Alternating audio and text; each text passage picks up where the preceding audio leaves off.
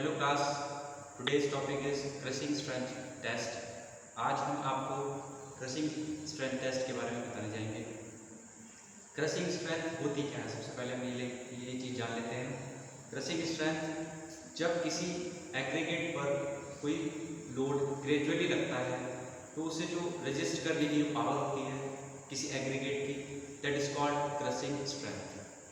ठीक है, इस प्रैक्टिकल में हम क्या क्या एपरेटस यूज़ करते हैं इसके बारे में थोड़ा जान लेते हैं। हमारे पास तीन तरीके की सीम होती हैं। Number first is 12.5, 10 mm and 2.36 mm। और हमारे पास एक मेजरिंग सिलेंडर होता है जिसका डाया 115 mm और डेप्थ 180 mm होती है। सेकेंड नेक्स्ट एपरेटस होता है हमारे पास टैंपिंग रॉड। ये एक टैंपिंग रॉड होती है, इसका लेंथ होती है 600 mm और जो डाया होता है इसका 16 mm डाया होता है। एक हमारे पास ओपन सिलेंडर होता है जिसके दोनों एंड्स ओपन होते हैं, इसका डाया होता है हमारा 152 mm और जो इसकी डेप्थ होती है 140 mm होती है। एक इसके साथ डिटैचेबल बेस प्लेट लगी होती है, ये डिटैचेबल बेस प्लेट है। एक हमारे पास प्लंजर होता है जिसका डाया 150 mm होता है। एक वेइंग मशीन होती है हमारे पास और 3 ट्रे का यूज़ करते हैं हम लोग। सैंपल के तौर पे हम एग्रीगेट का यूज़ करते हैं। नेक्स्ट ऑपरेटर है, इसका नाम है CTM, कंप्रेसिव टेस्टिंग मशीन। इसके द्वारा हम इस अपर जॉ को नीचे फिक्स करते चले जाते हैं, क्योंकि हम यहाँ पर सिलेंड्रिकल जो हमारे पास डिटैचेबल सिलेंडर होता है उसके अंदर सैंपल रखते हैं, फिर उसके ऊपर प्लंजर रख के इसके थ्रू लोड लगाते हैं। इसे बंद करने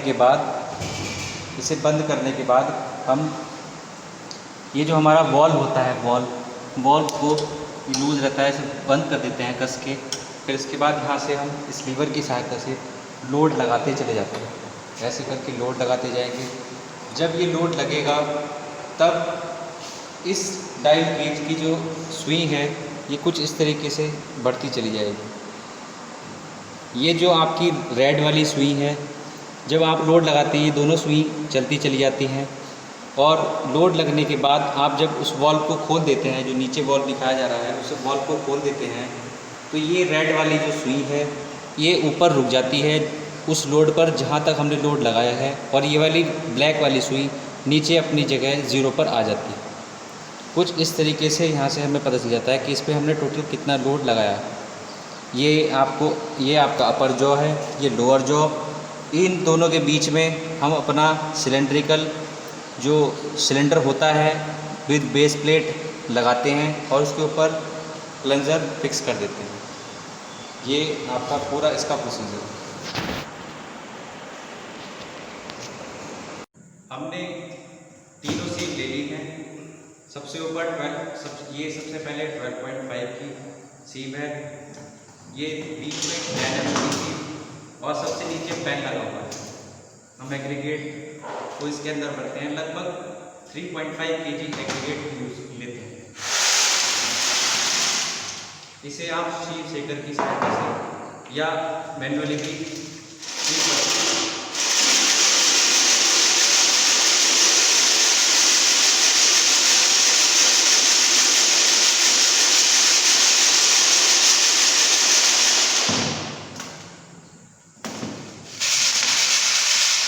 ये एग्रीगेट जो 12.5 mm की सीम पर रिटेन हो गया है, इसे हम अलग हटा देते हैं।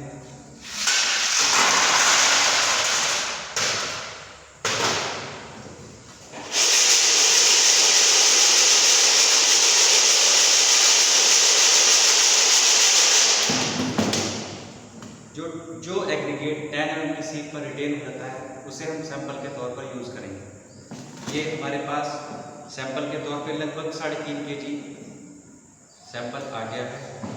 इसे हम मेजरिंग सिलेंडर में भरकर 3 लेयर में भरेंगे और हर लेयर में 25 बार टैंपिंग करेंगे। फिर उसके बाद हम इस एग्रीगेट को पानी से अच्छी तरीके से साफ करेंगे। इसके अंदर जो भी इम्प्योरिटीज़ हैं उन सबको रिमूव करेंगे। रिमूव करने के बाद हम इसे थर्मोस्टेटिक ओवन में रखकर 105 से 110 डिग्री सेंटीग्रेड टेम्परेचर पर गर्म करेंगे, ताकि इसके अंदर से जो भी मॉइस्चर कंटेंट है वो रिमूव हो जाए। एग्रीगेट हमने जो हमारा 10 mm रिटेन है वो ले लिया है। अब उसे हम अच्छे से पहले साफ़ कर लेंगे पानी से, उसके बाद इसे ओवन में रखेंगे 105 से 110 डिग्री सेंटीग्रेड टेम्परेचर।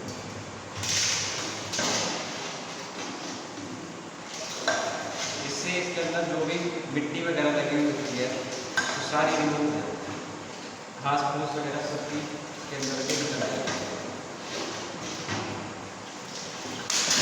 हमारा अच्छी तरीके से साफ हो गया है। अब इसे मैं ट्रे में करके थर्मोस्टेटिक ओवन में रखने के लिए ले जाता हूँ।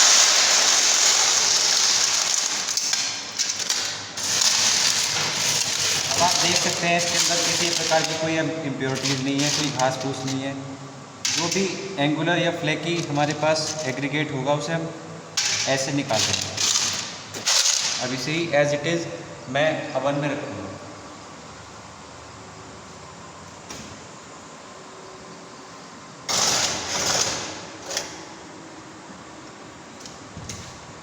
नॉब की सहायता से मैं इस टेम्परेचर को मेंटेन कर देता हूँ 110 डिग्री सेंटीग्रेड टेम्परेचर। अब हम 4 घंटे बाद इस ओवन से जो एग्रीगेट है उसे निकालेंगे, ताकि इसके अंदर से जितने भी मॉइस्चर कंटेंट है वो रिमूव हो जाए। फिर इसके बाद हम आगे की जो प्रोसीजर है उसे फॉलो करेंगे। लगभग 4 घंटे हो गए हैं, हमारा एग्रीगेट अच्छे से गर्म हो गया होगा। अब हम इसे चेक कर लेते हैं।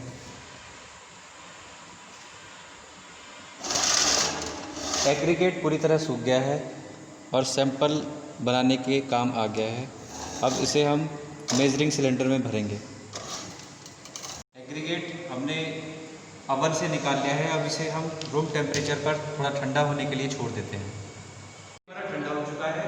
अब हम इसे एग्रीगेट को इस मेजरिंग सिलेंडर में 3 लेयर में भरेंगे और हर लेयर को हम 25 टाइम्स इस टैंपिंग रॉड की सहायता से, जिधर ये राउंडेड है उधर की सहायता से इसे टैंप करेंगे।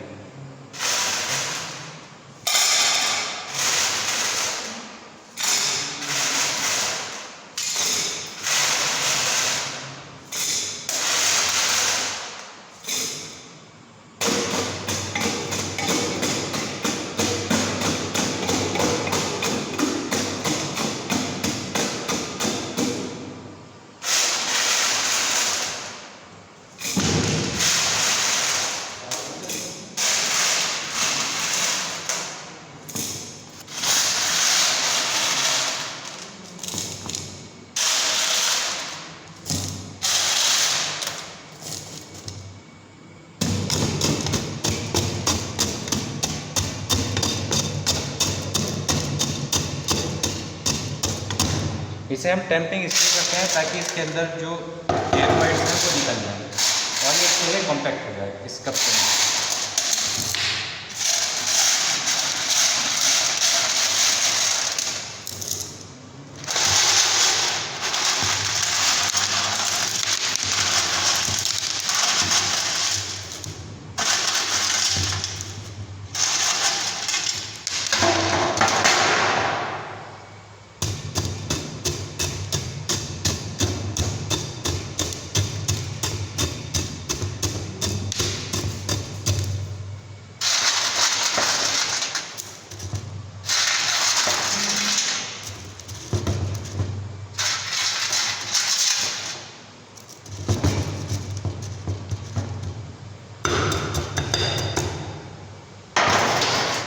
ये मेजरिंग सिलेंडर हमने भर लिया है। अब हम इस जो इसके अंदर एग्रीगेट है उसका वेट कर लेंगे। वेट कैसे करना है? सबसे पहले हम इस भरे हुए का वेट कर लेंगे, फिर इस खाली जो सिलेंडर है उसका वेट करके इसमें से माइनस कर लेंगे। जो एग्रीगेट का वेट आएगा वो कहलाएगा W। इसका जो वेट आया है विद सिलेंड्रिकल मेजर कप, हम इसका वेट आया है लगभग 3 किलो 620 ग्राम। इसे हम नोट डाउन कर लेंगे। अब इस एग्रीगेट को हम इस बोथ एंड्स जो ओपन सिलेंडर है इसमें 3 लेयर में भर लेंगे।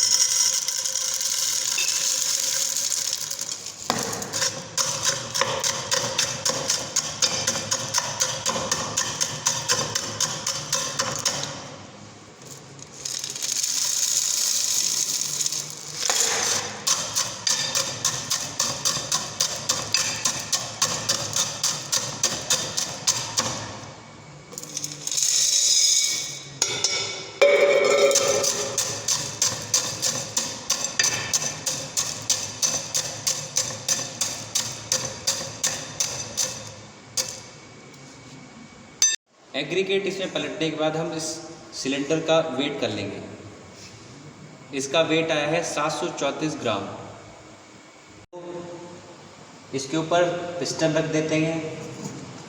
इसे रखने के बाद हम यहाँ से उठाकर इसे सीटीएम पर ले जाएंगे।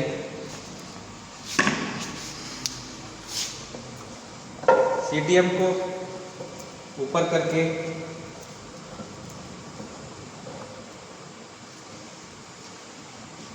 हम इसको इसमें फिक्स कर देंगे। को विद बेस प्लेट हमने इसे इसके अंदर फिक्स कर दिया है। यहाँ से इसे टाइट कर दिया। अब मैं यहाँ से इस बॉल को बंद कर दूँगा। अच्छे से टाइट कर दिया है। अब इसके थ्रू, इस लीवर के थ्रू मैं लोड लगाता चला जाऊँगा। कुछ इस तरीके से लोड लगता चला जाएगा। जैसे जैसे लोड लगता चला जाएगा आपकी ये सुई धीरे ऊपर उठती चली जाएगी।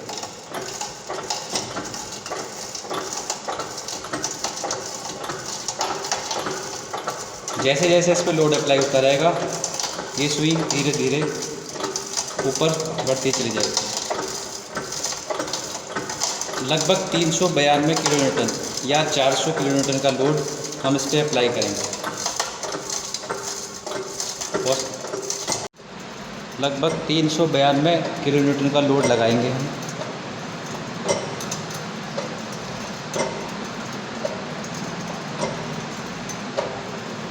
ये लगभग हमारा 392 किलोमीटर का लोड लग चुका है। अब हम इस बॉल को धीरे धीरे रिलीज़ करेंगे। एकदम से नहीं करना है, बहुत धीरे धीरे करना है। ये रिलीज़ होने के बाद ये देखिए आपकी जो ब्लैक इस गेज में जो ये काली वाली सुई है ये ज़ीरो पे आ गई और ये जो रेड वाली सुई है हमारी, जैसे कि मैंने पहले आपको बताया था कि ये उधर ही रुक गई जितना हमने इस पर लोड लगाया था। अब हम इसकी सहायता से अपने सैंपल को निकाल लेंगे।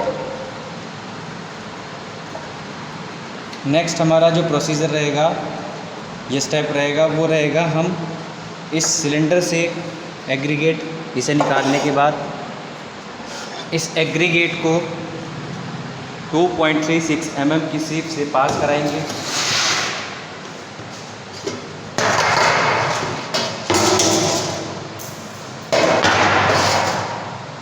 प्लंजर को निकाल देता हूँ मैं। देख लीजिए आप किस तरीके से क्रस्ट हो चुकी है पूरी एग्रीगेट।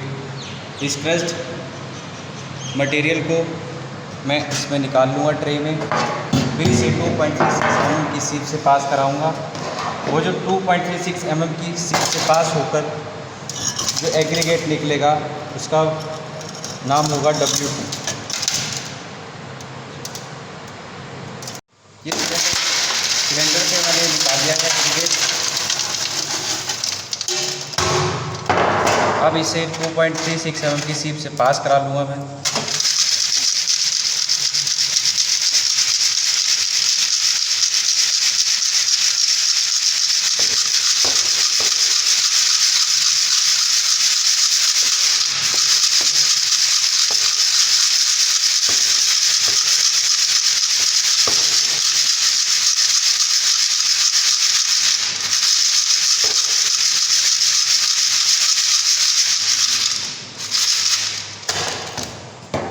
अब ये जो ये 2.36 mm की सीप से पास हुआ है।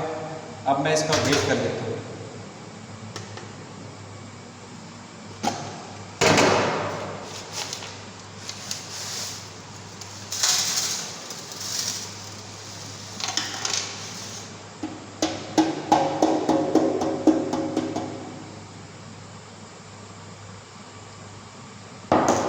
इसका वेट आया है लगभग 559 ग्राम।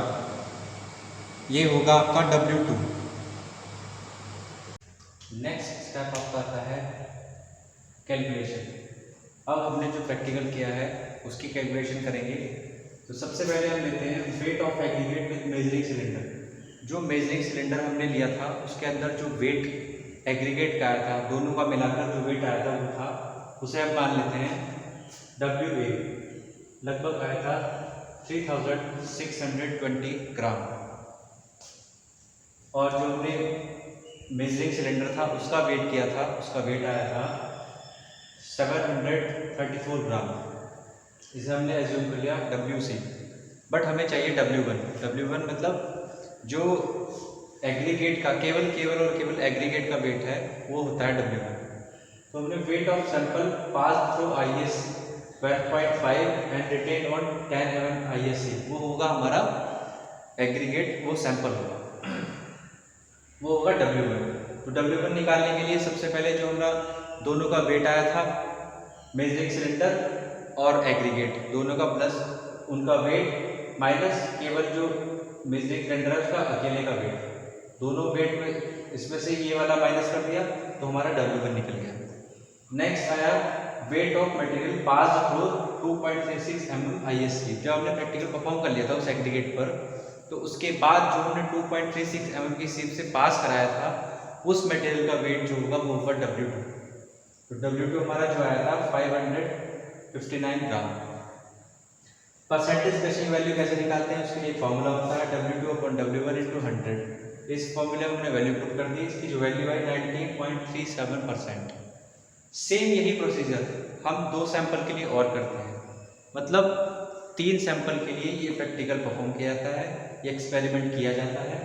फिर उन तीनों की जो वैल्यूज आती हैं उनका एवरेज वैल्यू निकाल ली जाती है। उनकी एवरेज वैल्यू आने के बाद वो हमारी उस एग्रीगेट की परसेंटेज क्रशिंग वैल्यू कहलाती है।